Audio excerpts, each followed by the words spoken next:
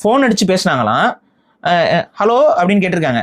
சொல்லுங்கள், எல்ஜிபிடிக்கு அமைப்புங்களா? ஆமாங்க, எல்ஜிபிடிக்கு அமைப்புங்க. நீங்கள் எல்ஜிபிடிக்கு ஆதரிக்கிறீங்களா? ஐயோ, அதெல்லாம் நாங்கள் அந்த பாவத்தெல்லாம் நாங்கள் செய்ய மாட்டோங்க, நாங்கள் அதெல்லாம் ஆதரிக்கலைங்க. அப்படிங்களா, ஓகேங்க அப்படின்னு வச்சுருவாங்களாம். எவ்வளோ ஒரு உயரிய சிந்தனை.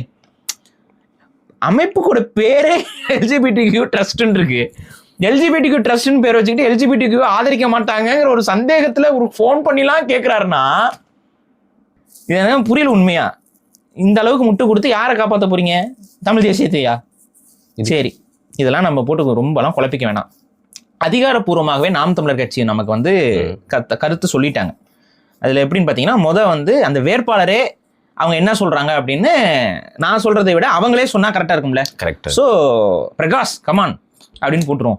இறைவி அறக்கட்டளை வந்து பார்த்தீங்கன்னா அது எல்ஜிபிடிக்யூ ப்ளஸ் மக்களுக்காக அது செயல்பட்டு வருது. அவங்களுடைய மக்களுடைய வாழ்வாதார முன்னேற்றம், அவர்களை பற்றின புரிதலை கொண்டு போய் மக்கள் இடத்துல செலுத்துறதுக்காகவும் செயல்படுத்தி கொண்டு இருக்குது. ஏன்னா நிறைய எல்ஜிபிடிக்யூ மக்கள்லாம் யார் அவங்கள தவறாக பார்க்குற அந்த இப்போ தவறாக தான் பார்த்துட்டு இருக்காங்க.